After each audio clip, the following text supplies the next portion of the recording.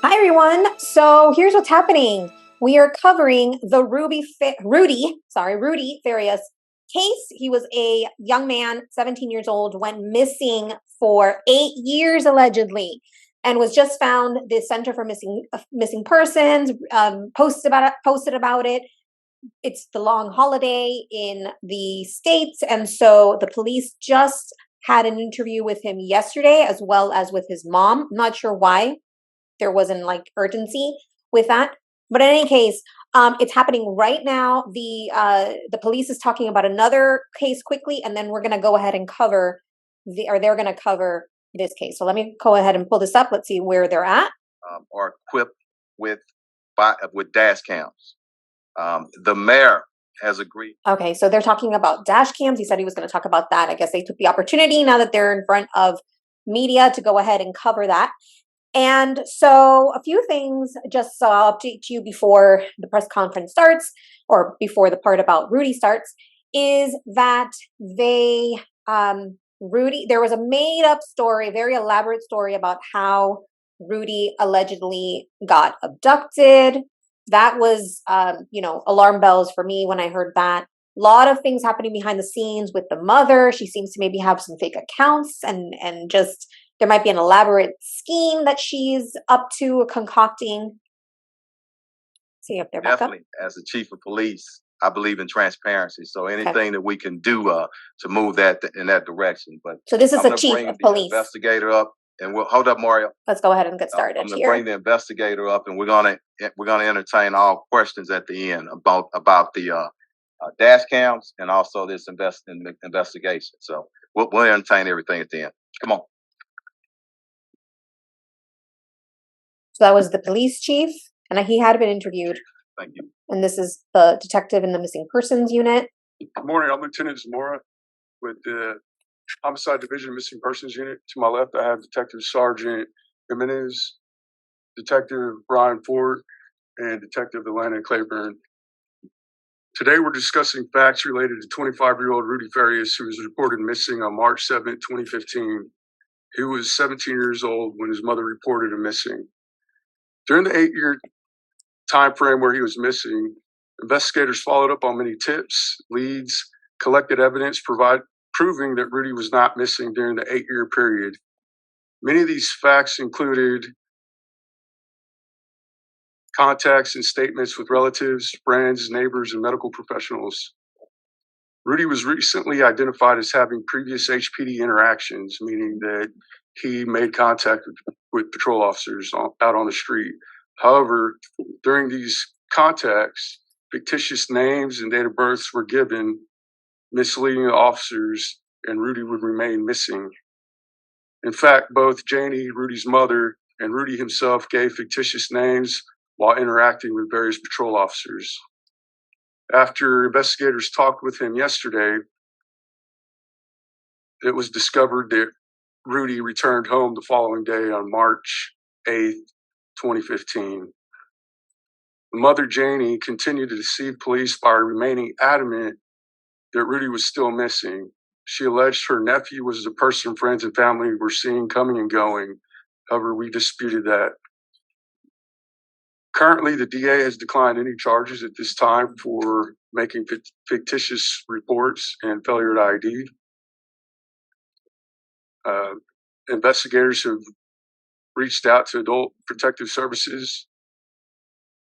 HPD Victim Services has reached out.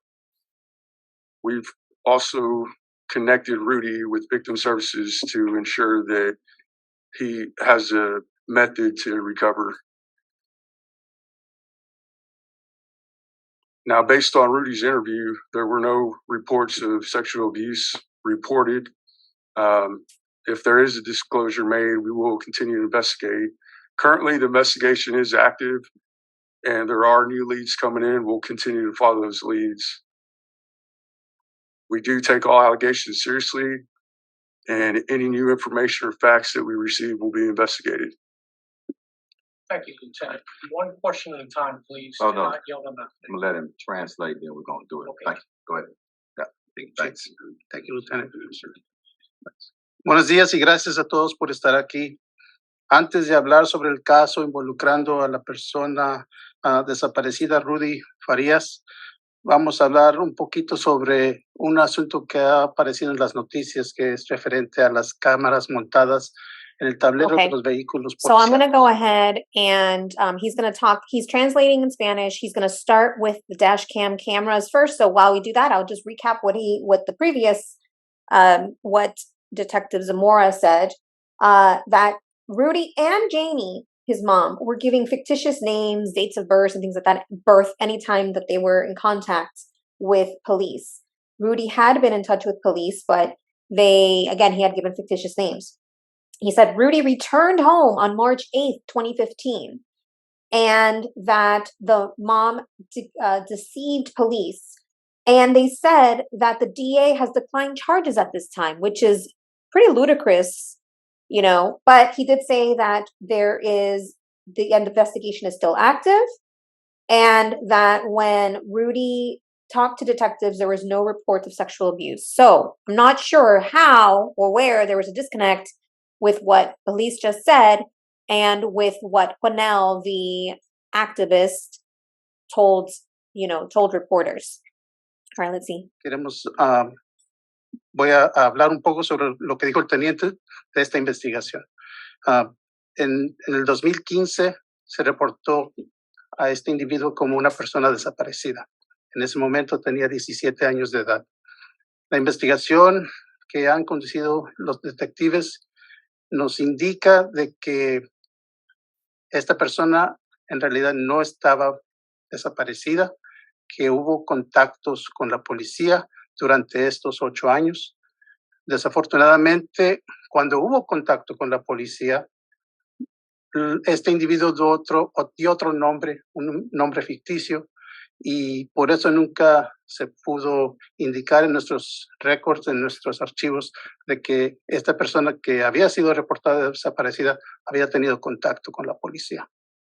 Entonces, van a contestar sus preguntas. En este momento nada más quiero decirles de que cualquier necesidad que tenga Rudy se le va a dar. Si necesita ayuda de nuestras divisiones de asistencia a víctimas, se les va a proporcionar. ¿Okay? No se les ha dado ninguna, el procurador, la oficina del procurador no ha aceptado ningún cargo en este momento. Gracias. Go ahead, Frank. We heard from activist Quinell X, and he made some shocking allegations that he was in the room with a detective and he heard from Rudy firsthand. He said that there were sexual abuse allegations and that he was drugged by his mother. From what you just said today, are you saying that the activist was lying? Basically, what we're saying is our investigation is our investigation, and we treat it the same. Our investigators were in the room, and basically, what they heard, what they interviewed, that's what we attest to in all offense reports and our investigations. And I'm not here, neither are they here to question anybody's integrity, but our integrity with the Houston Police Department stands, and we're going to report and put in offense reports what a victim or potential victim tells us. Okay. But just to be clear, in that room, the detective did not hear anything about sexual abuse allegations. Can you just clear that up? Yeah, Sergeant Stephen Menes. Yes, I interviewed him, and no, there was no. I'm trained to listen for probable cause. I'm trained to listen for statements that can help me get charges or move forward with a case. And no, there was no statements made during this investigation so far. No. Thank you. Next question. Go ahead, Maria. Sorry. Wait a minute. Go ahead. I'd like to get clarification on this, Chief. There's a key word there. You said there was no reports of sexual abuse. Is that correct? What you said? That is correct, coming from Rudy Farias. Was there any conversations about a sexual relationship between the mother and the son? So we don't release any type of information related to sexual assaults. That's just state law. I can't comment on that. Go ahead. Is Rudy a victim then in all of this, or did he and his mother work together? I mean, he wasn't missing now. The investigation is still going on, Courtney, and I'm not going to say that he's a victim or not. I'm thinking, and saying we're going to treat this just as we do with any potential victim or victim, and we're going to give respect to everybody that's involved. And we're going to conduct our investigation. And we kind of right at the beginning of this investigation is going to go on after this press conference. What's that? What are we doing this argument? If charges are appropriate, they'll see. But let us conduct the investigation. And what's next, Courtney? Just as any other investigation, we're going to follow our evidence. We're going to do more interviews. And we're going to follow the evidence, and I think that's important. Go ahead. Chief, can you say, were there any signs of mental illness, that he might be mentally ill, that his mother might be mentally ill? We're not going to say that right now. Anyway, we're going to conduct investigation. It's really too early to determine that. There are going to be some more parts to the investigations, and some of that may come into play. But right now, So just because there were some other allegations that he had been held prisoner, that he had been taken to Mexico, was there any indication that that was true, or was that like a delusion? Because that would have been kidnapping, right? Or holding somebody against their will. We don't have any information to say that there was any kind of kidnapping or anything like that right now. Have any search warrants have been served at the house? so no search warrants. No, at the time he was reported missing 8 years ago.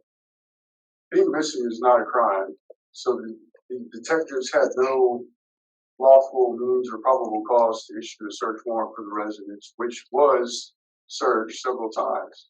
We're going to work our way down, and we'll get back to you. All right. Go Well, ahead. he wasn't Yes. missing, but he was 17. He was a child.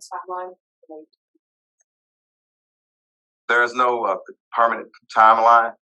As you can imagine, there's a cost to it, and there are some complications. To give you one, this quick thing, a challenge.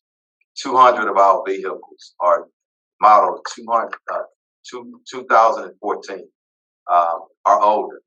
That's a challenge. I'm not, when we're up against a financial budget like we are, you got to pick and choose, and you got to prioritize some things. So, but as quickly as funding comes in, we're going to work to get in all of our patrol vehicles and those vehicles that come into contact with the public, with dash cams. But I want people to realize one thing: 100% of our officers that's out there on the streets have body-worn cameras on. 100%, and we know for a fact that if you would choose dash cams, I'd love to have both systems, okay, 100%.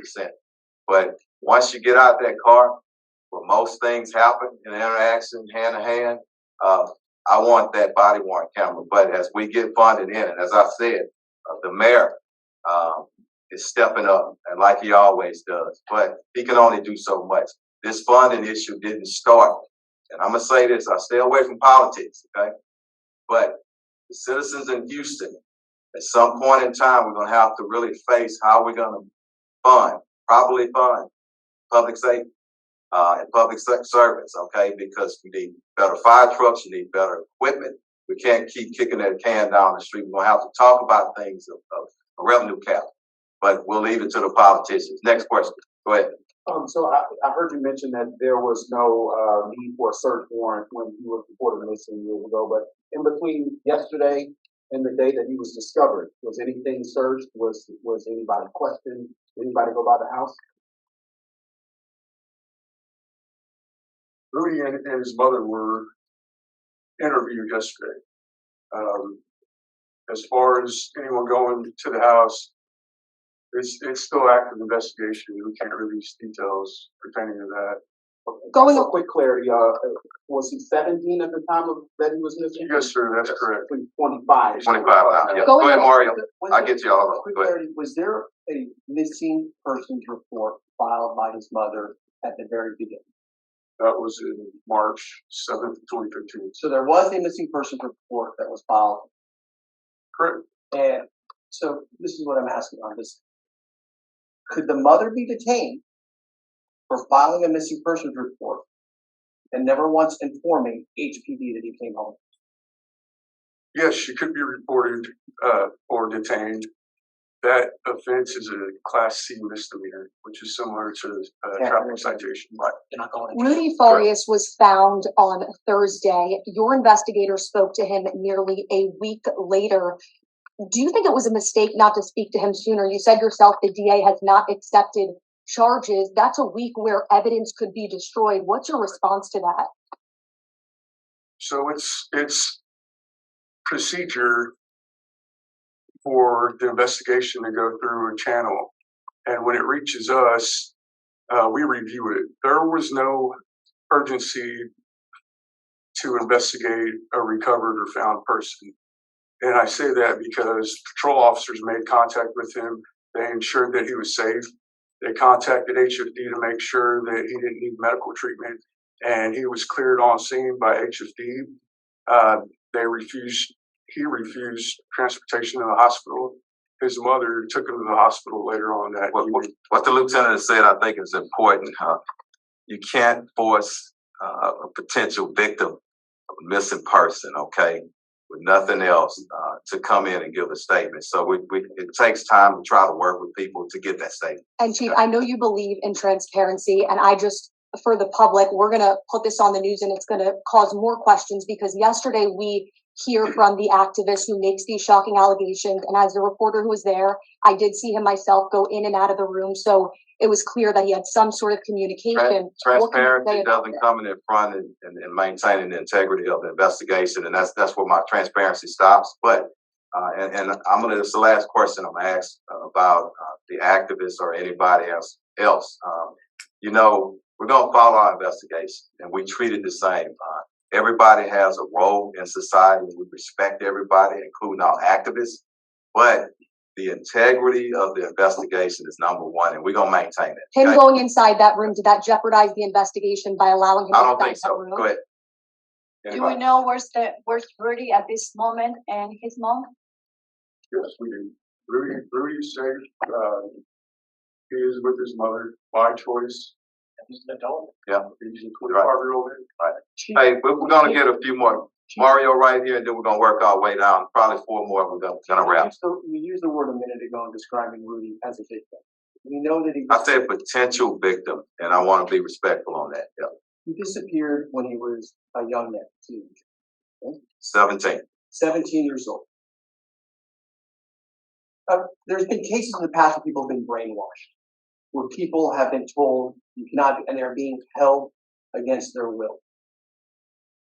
For everyone that's going to be watching this worldwide, because this is a worldwide story, how do you not separate him until you guys are able to get everything together, considering that he disappeared as a child? Mario, you've been in the business for a long time. I have. And I'm gonna let you answer that, okay? We've explained everything, some of the challenges and whatnot. Here's a fact. He's a grown man. 20, listen to what I'm saying. You want me to answer? No, he was an adult, 17. Hold up, okay? Not confrontational. I respect what everybody does, okay? But 17 years old, that's an adult in the state of Texas, okay? Really? A lot of things that we shared up here. So we're going to work our way through. It takes a little while. There's a lot of development still, even last night, okay? We know that. Everything's coming up. We're going to investigate it. The integrity is going to stay in place. We're going to treat him the same as any other person that comes through that we're conducting an investigation on. I'm done with that part. Go ahead, Courtney. This might be a better question for the detective. I don't know. Okay. What's the reason then? What can you tell us about why Rudy and his mother then allegedly lied for 8 years and said he was missing when he clearly wasn't? I can answer that though. I mean, Yeah. we can't predict motivation or whatnot. We can just try. Yeah. Right. Their interview, that they said, "Why go on living this life?" But you know, during the interview and the particulars of it, it's active investigation. Right. We respect it. Okay. Yeah. Next person. Yeah, I mean, an 8-year investigation like that, how many resources does it take out? We wasn't just doing 8 years total investigation, okay? So it went dormant for a little bit, but the case was still open, okay? And I want to say this: until we find people, until we clear it, that's when it should be cleared. But if your question is, we expended some resources, absolutely, yes. You said that with the dashboard cameras, you paid some of the vehicles for them balance installations. Is that what you meant? No, you prioritize it. Okay, we're in a budget. If there are challenges, okay, and what I've presented, we'll side note this, okay, because it takes a little while to explain it. When you have challenges, people look at a $1 billion budget, okay, and everybody just, oh my God, HPD has a lot of money. 91, 92% of that goes to salary and benefits, so it's not a whole lot of money. We have to pay our people. We have to be competitive.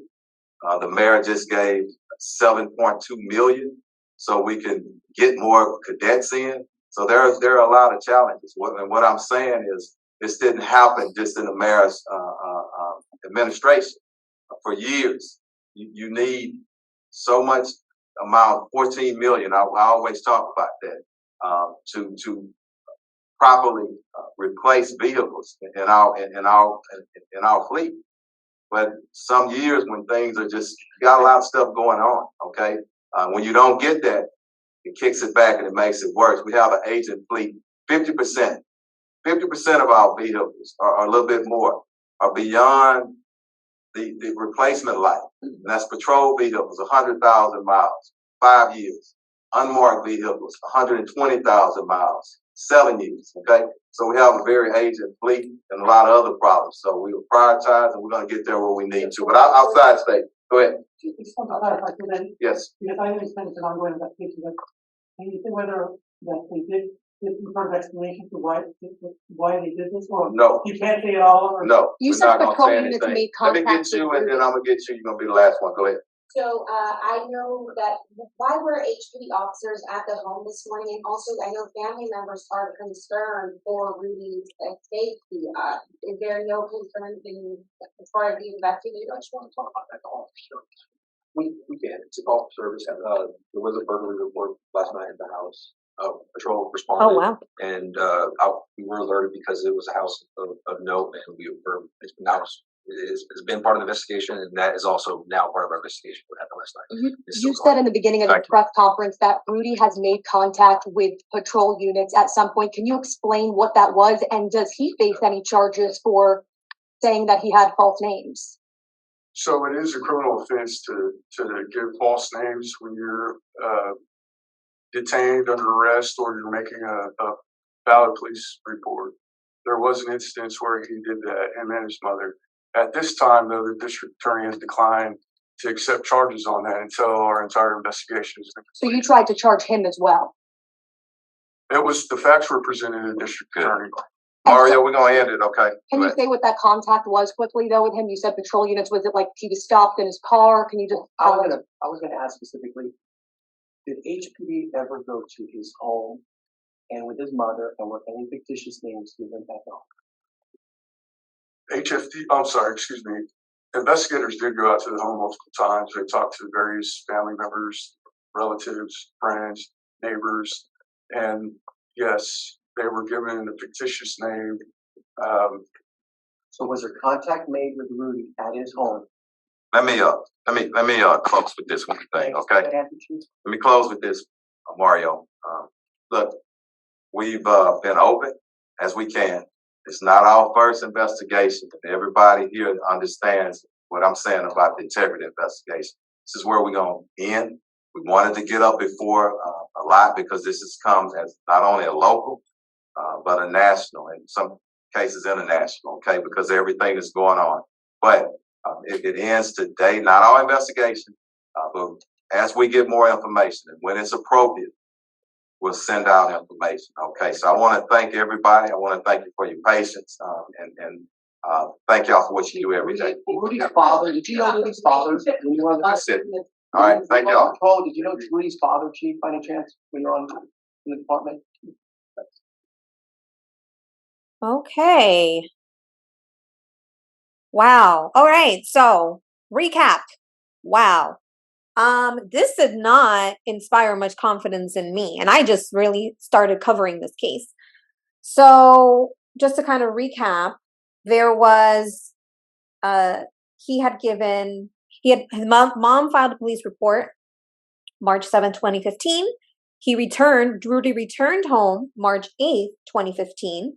Apparently he had been missing since March 6th, 2015. 17-year-old. Now, the chief said in Texas, 17 is considered an adult. So when I said he was a child and when others were saying he's a child, in Texas, apparently, you're not a child. So that's an very interesting point. Because he can't be treated as a minor, I guess, because 17 is considered an adult. Anyhow, okay. So he apparently made contact with Houston Police Department, several stops where he gave fictitious name, a fictitious date of birth. That is apparently a crime. It's a criminal offense. However, the detective said that they're not filing any charges, that the DA declined charges at this time. And then also the mom gave fictitious names. That's also a criminal offense. As far as the mom, so the mom said she apparently was saying that that Rudy was her nephew, and so that was obviously lying. And they said, what was it that they at the beginning they said that Janie, who was the name of the mom, deceived the police and that she gave allegations that the nephew was her son, Rudy. And they did say that they're going to be providing adult protective services and victim services for Rudy. And they did say that there was no reports of sexual abuse, which is very interesting. And the investigation is still active. Now, as far as sexual assault, the detective said that they can't discuss that in in Texas. So SA cannot be discussed in Texas. They said that there was they can't discuss any mental health. And they did say that there was no urgency. This is the reason why the detective said, because when the patrols found him, they said that he didn't appear to be in trouble.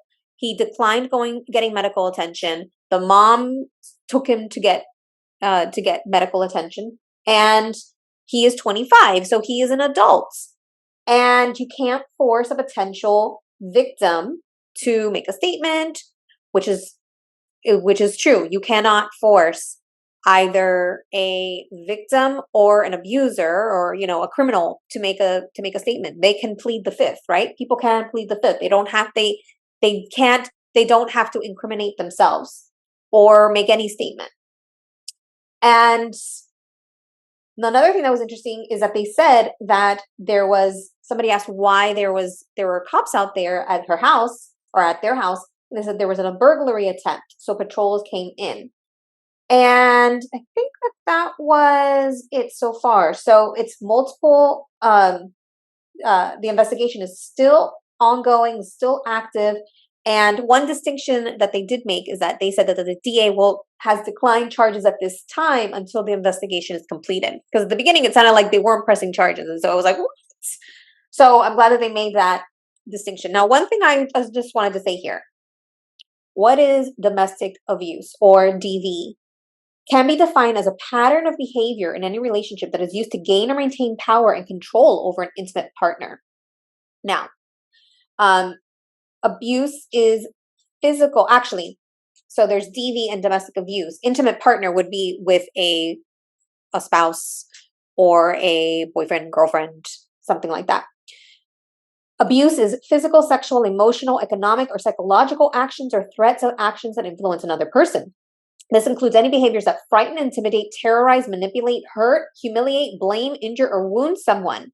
Domestic abuse can happen to anyone of any race, age, sexual orientation, religion, or gender. It can occur within a range of relationships, including couples who are married, living together, or dating. Domestic violence affects people of all socioeconomic backgrounds and education levels.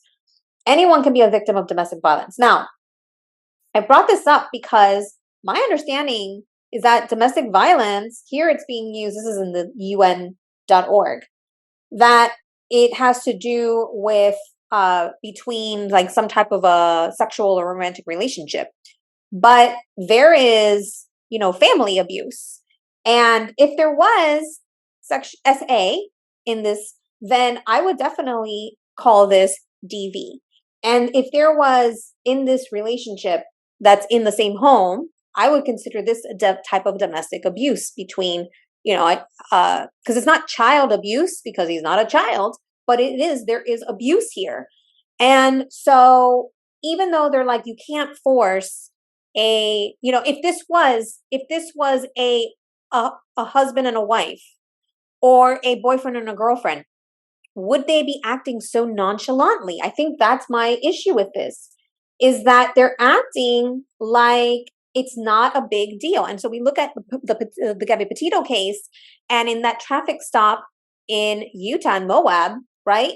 They're being sued right now because they said you should have seen the warning signs. You should have seen that Gabby was in trouble. And instead, you made her the aggressor. You made her the abuser instead of seeing that she was the victim. And then she ended up dying a couple of weeks later, right? And so people, and I've been following this on the periphery, people on the internet are concerned, and I guess I am too, that he's a victim. Rudy is a victim, or at least if he is a victim, and he's in the house with her, what else could she do, right? Was she drugging him? They're not making any claims. The police is not making any claims about SA or drugs. But if she is, and there is a lot to be said especially with families and partnerships of coercive behavior, coercive manipulative behavior. And if this has been happening since he was a child, then maybe he's scared to say anything. So I think all of us are kind of looking at this, taking a step back and seeing these types of DV cases and seeing that the potential here is very, very bad for Rudy. And the fact that they said that the DA declined charges, I mean, they should have at least said, if there are any, right now there are no charges have been made. However, we're reviewing the case, and if there are charges, if we see that there's any criminal charges, we will file those at that time, right? So this press conference raised a lot more questions, and it didn't really inspire confidence in me. So I would love to hear what you think. I really just hope that if Rudy is in fact, I mean, even let's just say, let's say he was in on it with his mom when he was 17, okay? And maybe he is an adult in the state of Texas, but he's still a child, right? Like, for everybody else, he's still a minor. He's still a child. He's a teenager. And doing something like a very manipulative and coercive mother, he's a victim. And so I really, really hope that he gets the help he needs, that he gets out of this house, especially since he is an adult. He can get out of the house. And I hope that he gets the help that he needs. And I hope that the answers come out, and that if, that there is some accountability taken for the mom, even just the fact that she filed a police report and didn't say that he came back to the house and allowed this jig, the jig is up, right? The jig is up, Janie. And she didn't even do that. And then she comes out and fabricates these additional stories about him being missing this whole time and how he came back. So even the fact that she has come out and made all of these lies, it feels like they're not giving it, he said, the urgency. They're not giving it urgency and not really making it seem very important. I hope that I'm wrong, but that was my sense here from this press conference. What are your thoughts? I'd love to hear what you think. And if you learned something today, I'd appreciate if you hit the thumbs up. And if you haven't yet subscribed to my channel, I'd love for you to join the Empowering Family. We'll be the voice for missing persons, endangered persons, survivors, and others who are voiceless. Let's be the empowering voices for them. And with that, I hope that you stay safe, stay thriving, always follow your intuition, and remember to keep it empowering. Bye for now. Don't forget to like, subscribe, and hit the bell button for notifications. Thank you.